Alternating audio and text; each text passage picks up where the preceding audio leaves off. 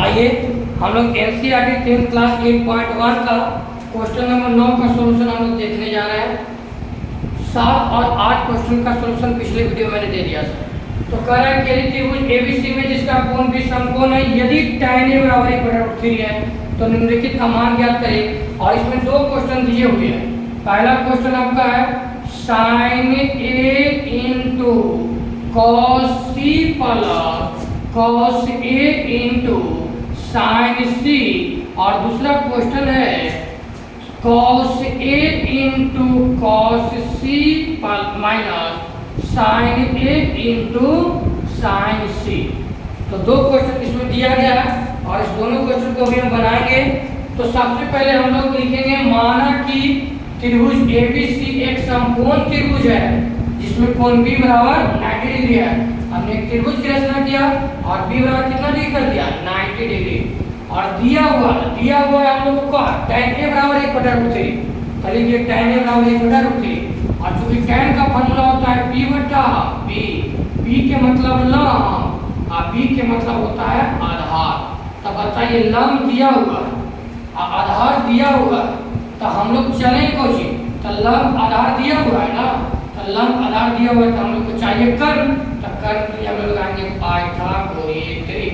क्या लगाएंगे, पाइथागोरीय त्रिक। और जब पाइथागोरीय त्रिक लगाएंगे ना तो हम लोग को यहाँ पे निकालना क्या है, एच। तो एच के लिए फॉर्मूला होता है √p² प्लस b²। बताइए p का मान कितना है, a के स्क्वायर प्लस b का मान कितना है √3। तो √3 के स्क्वायर, 1 का स्क्वायर 1 और √3 के स्क्वायर 3, 1 और 3 कितना हो जाएगा 4, 4 का वर्गमूल कितना होता है 2। बताइए एच का मान कितना निकल गया, तो एच का मान निकल गया आपको कोची 2। तो कर्ण तो आपका क्या हो गया, समकोण के सामने वाला भुजा कर्ण, और कर्ण आपका कितना हो गया 2। अब बताइए यहाँ पे tan a का मान दिया हुआ था, तो a के लिए लंब आपका कितना है 1, तो a के लिए लंब आपका ये हो गया। और आधार कौन हो गया, आधार ये हो गया, आधार √3 हो गया। a के लिए लंब हो गया तो आधार हो जाएगा। अब बताओ लंब आधार कर्ण हमको पता है तो हम लोग उसको चल देते हैं। तो यहाँ पे कह रहा है क्या, समझना थोड़ा बढ़िया से। साइन का फॉर्मूला क्या होता है, तो p/h, और इनटू कॉस का फॉर्मूला क्या होता है b/h, प्लस कॉस का फॉर्मूला क्या होता है b/h, और इनटू साइन का फॉर्मूला क्या होता है p/h। उसी प्रकार हम लोग उसको भी लगे देख लेते हैं। बताइए कॉस का फॉर्मूला क्या होता है b/h, कॉस का फॉर्मूला क्या होता है b/h, साइन का फॉर्मूला क्या होता है p/h, और साइन का फॉर्मूला क्या होता है b/h। अब आप लोग को दोनों क्वेश्चन को एक बार चलते हैं। बताइए ए एंगल के लिए लंब और कर्ण, तो एंगल ए के लिए सामने वाला लंब हो जाएगा, तो लंब हमारे को चाहिए BC, तो लिख देंगे BC। और कर्ण तो फिक्स है कि समकोण के सामने वाला होता है, तो कर्ण हो जाएगा AC, और इनटू C के लिए आधार, तो C के लिए हो गया लंब, तो हो गया आधार, आधार हो गया BC, और बटा कर्ण तो फिक्स है AC, प्लस के प्लस। बताइए एंगल ए के लिए आधार, तो एंगल ए के लिए लंब हो गया, तो ये आपका हो गया आधार, आधार कुछ हो गया AB, तो लिख देंगे AB, और कर्ण कुछ हो जाएगा AC, और एंगल C के लिए लंब, तो C के लिए लंब सामने वाला, C के लिए लंब सामने वाला, तो क्या हो जाएगा AB। C के लिए सामने वाला जो भुजा होता है लंब होता है, तो ये आधार हो जाएगा, तो C के लिए लंब हो गया AB, यहाँ पे लिख देंगे AB। और कर्ण कौन हो गया, तो कर्ण हमारा AC हो गया, तो लिख देंगे AC। उसी प्रकार उसको भी लिख देते हैं। बताइए ए के लिए आधार, तो ए के लिए लंब हो गया, तो ये हो जाएगा आधार, आधार क्या AB, तो यहाँ पे लिख देंगे AB। और कर्ण तो फिक्स है, कर्ण हो जाएगा क्या AC हो जाएगा, तो कर्ण AC, और इनटू B क्या होगा C के लिए आधार, तो C के लिए लंब, तो ये हो जाएगा आधार BC, यहाँ लिख देंगे BC। और कर्ण कौन होगा, तो कर्ण तो फिक्स है AC होगा, तो कर्ण AC माइनस। बताइएगा साइन A के लिए लंब बताइएगा, तो A के लिए लंब आपका हो जाएगा BC, यहाँ पे देंगे BC, और बटा कर्ण कौन हो जाएगा, तो कर्ण तो फिक्स है AC हो जाएगा, कर्ण कभी नहीं बदलता, और गुना C के लिए लंब बताइए, C के लिए लंब, तो C के लिए ये हो जाएगा लंब, C के लिए लंब AB, यहाँ पे देंगे AB, और बटा कर्ण कुछ हो जाएगा AC, AB और बटा AC। अब थोड़ा सा ध्यान देना है, बताओ BC का मान कितना दिया हुआ, तब BC का मान कितना दिया हुआ है 1, यहाँ पे लिखेंगे BC बराबर 1। AC कितना दिया हुआ है 2 और इनटू BC कितना दिया हुआ है, BC दिया हुआ है 1 और AC कितना दिया हुआ है 2 और प्लस AB कितना दिया हुआ है, AB दिया हुआ है √3 और प्लस AC कितना दिया हुआ है, AC दिया हुआ है 2 और AB कितना दिया हुआ है, AB दिया हुआ है √3 और AC कितना दिया हुआ है 2। बताइए उसको भी लेने चलते हैं। AB बराबर कितना है, AB बराबर √3, यहाँ पे लिख देंगे √3, दोनों को एक ही साथ बना रहे हैं। AC बराबर 2, यहाँ पे लिख देंगे AC बराबर 2। BC का मान कितना है, तो BC का मान 1 है, तो यहाँ पे लिख देंगे 1। AC का मान कितना है, तो AC का मान 2 है, तो 2 लिख दिए। और माइनस BC का मान कितना है, तो BC का मान 1 और AC का मान कितना है, तो AC का मान 2 और इनटू AB का मान कितना है, तो AB का मान √3, तो यहाँ पे लिख देंगे √3 और AC का मान कितना है, तो AC का मान आपका है 2, तो 2 लिख दिए। बताइए 1 गुना 1 बराबर 1, 2 गुना 2 बराबर 4, √3 गुना 3 तो आप लोग पढ़े हैं √3 गुना √3 रहेगा तो रूट हट जाएगा, खाली 3 हो जाएगा, √3 गुना 3 और 2 दूनी के 4, उधर चलिए √3 गुना 1 तो √3 अब बटे 2 दूनी के 4। थोड़ा सा इसको यहाँ से लिख देते हैं, √3 गुना 1 बराबर √3, ऐसे क्लियर रहेगा कि आप लोग को समझ में आ जाएगा। यहाँ से लाइन खींच देते हैं और 2 गुना 2 4 और 1 गुना √3 और 2 दूनी 4। अब बताइए इसको लक्ष्य ले लेंगे तो 4 आ जाएगा और 4 4 एक बार में कटा तो 1 एक बार में कटा तो 3 प्लस है ना, तो यहाँ पे प्लस हो जाएगा और यहाँ पे प्लस हो जाएगा, तो 3 है 4/4 का कितना है 1, इसका एक आंसर आ गया। और इसमें भी लक्ष्य ले लीजिए तो 4 एलसीएम आ जाएगा एक बार में, तो √3 और माइनस √3, बताइए √3 में से 3 जाएगा 0/4 अर्थात 0 आपका क्या आ गया आंसर। तो हम लोग 10 नंबर क्वेश्चन को बनाने जा रहे हैं, तो जल्दी से इसका स्क्रीनशॉट ले लीजिए आप लोग। हेलो चिल्ड्रेन, हम लोग क्वेश्चन नंबर 10 को देखने जा रहे हैं NCERT 8.1। बहुत ही अच्छा क्वेश्चन है, इसको हम लोग आसानी ढंग से बनाएंगे। अच्छा लगेगा तो अपने दोस्तों के साथ शेयर कीजिएगा, लाइक कीजिएगा एंड सब्सक्राइब कर दीजिएगा।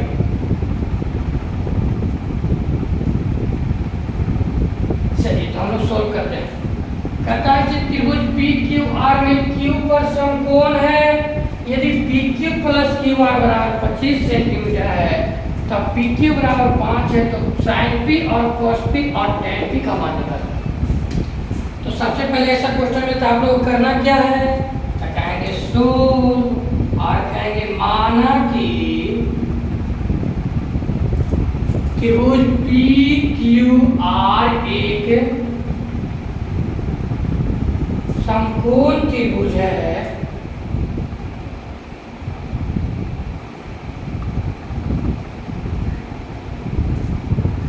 जिसमें कोण Q बराबर 90 डिग्री। यहाँ तक तो आपको करना है।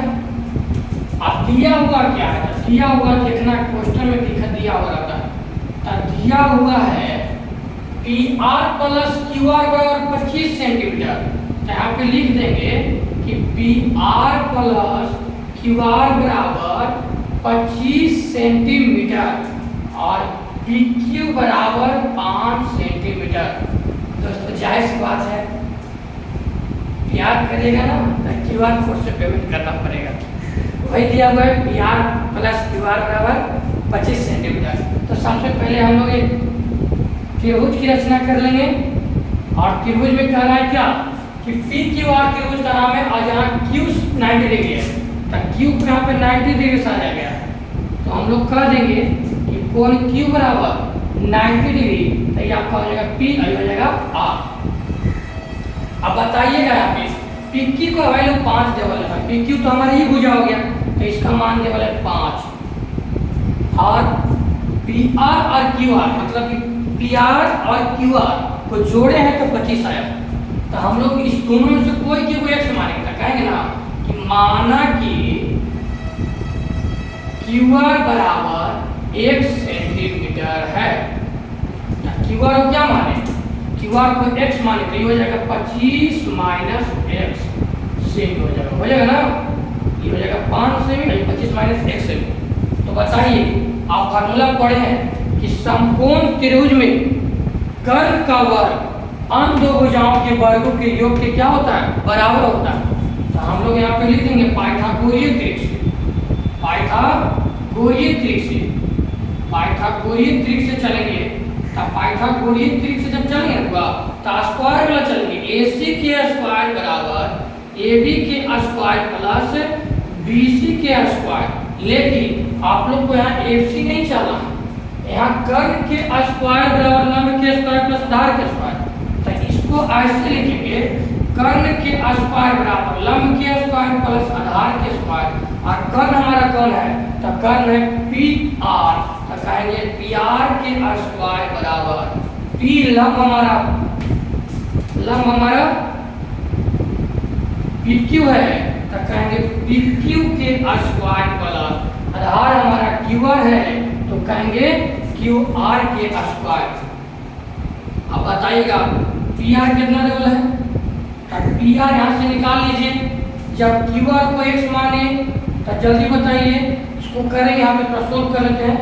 PR प्लस QR बराबर 25, तब PR प्लस QR को x माने तो 25, यानी PR बराबर 25 माइनस 1 सेंटीमीटर हो जाएगा ना, 25 माइनस 1 सेंटीमीटर। तब बताइए PR का वैल्यू कितना हो गया, यहाँ पे लिख देंगे 25 माइनस 1 के होल स्क्वायर। अब PQ का वैल्यू कितना है, तब PQ का वैल्यू है 5, तब 5 के स्क्वायर। और QR को क्या माने, x, यहाँ पे लिख देंगे x का स्क्वायर। और आप लोग पढ़े होंगे A माइनस B के whole square, A square plus B square minus 2AB। तब बताइएगा A कितना है, A आपका 25 हो गया, B आपका x हो गया। तो कहेंगे 25 के स्क्वायर माइनस x के स्क्वायर प्लस होता है फार्मूला में, और माइनस 2 इंटू A का मान 25 इंटू B का मान x। बताइए 25 का स्क्वायर कितना हो जाएगा, तो 625 और प्लस x स्क्वायर माइनस 25 दूनी 50x, और इधर चलेगा 5 के स्क्वायर 25 और प्लस x स्क्वायर।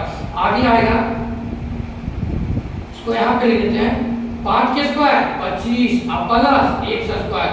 बताइएगा 25 और प्लस x स्क्वायर। एक लाइन आओ हम लोग चलेंगे, बताओ यहाँ पे 25 अंक वाला को इधर भेजते हैं और x वाला को ऊपर भेज देते हैं।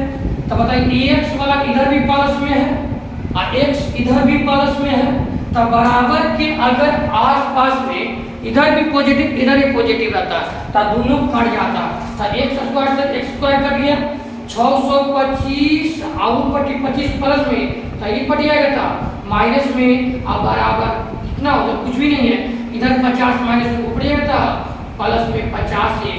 हम लोग यहाँ से थोड़ा सा यहाँ लेके चलाते हैं, बताइए 625 में से 25 गया तो बचेगा 600 और बराबर 50x। अब बताइए जे गुना में रहता है वो भागा में चल जाता है, तो 50 नीचे चल जाएगा, तो 0 से 0 कट जाएगा, 6 से के बार में, 5 से 6 बार में, अर्थात 6 बार नहीं कटेगा, 12 × 5 = 60, 12 बार में 12 बराबर x। अब बताइए x का वैल्यू 12 आ गया, तो यहाँ पे रख देंगे 25 माइनस 12 बराबर 13 सेमी। कितना आ जाएगा, 13 सेमी। x का मान कितना, x कितना है 12 सेमी, तो x बराबर लिखते कितना 12 सेमी। अब अकॉर्डिंग टू क्वेश्चन से चलेंगे, क्वेश्चन का कह रहा था, क्वेश्चन कहा था कि sin p cos p tan p। तो यहाँ पे पहला नंबर क्या बोला है, sin p, और sin का फॉर्मूला होता है लंब बटा कर्ण। अब बताइए p के लिए लंब क्या होगा, तब p के लिए सामने वाला भुजा लंब, तब p के लिए लंब हो जाएगा QR, यहाँ पे लिखेंगे QR। अब बटा कर्ण कौन हो जाएगा, कर्ण हो जाएगा PR। अब बताइए QR का मान कितना दिया हुआ है, तो QR के मान 12 सेंटीमीटर। अब PR का मान कितना दिया हुआ है, 13 सेंटीमीटर। बताइए सेंटीमीटर सेंटीमीटर का आंसर कितना आ गया, 12/13। अब दूसरा कह रहा था कौची, तो दूसरा कहा था cos p, तो cos p का फॉर्मूला होता है आधार बटे कर्ण। अब बताइएगा p के लिए आधार, तो p के लिए लंब हो गया, t हो जाएगा आधार, तो आधार कुछ हो गया PQ, तो यहाँ पे कहेंगे PQ। और कर्ण को चाहिए था, कर्ण है PR, तो यहाँ पे लिख देंगे PR। PQ का मान कितना है 5 सेमी, और PR के मान कितना है 13 सेमी। बताइए 5/13 आपका आंसर हो गया। और तीसरा कह रहा है कि tan p, तो यहाँ पे लिख देंगे tan p बराबर p/b, और tan p के लिए लंब हो जाएगा QR, tan p के लिए लंब हो जाएगा कुछ QR, अब बटा p के लिए आधार, तब p के लिए आधार इतना लंब हो गया, आधार हो जाएगा, यानी PQ हो जाएगा। अब QR कितना है 12 सेमी, अब PQ कितना है, PQ कितना है 5। ध्यान से देखिएगा, QR आपका कितना है, QR 12 है, अब PQ कितना है, PQ है 5, यहाँ पे लिखेंगे 5 से कट गया तो कितना आ गया 12/5 हमारा क्या आ गया आंसर। तो इस प्रकार हम लोग सोल्व कर दिए, उसको जल्दी से आप लोग स्क्रीनशॉट ले लीजिए। आइए NCERT 8.1 के हम लोग अंतिम क्वेश्चन 11 नंबर क्वेश्चन को देखते हैं। करा बताइए कि निम्नलिखित कथन सत्य है या असत्य, कारण सहित अपने उत्तर की पुष्टि करें।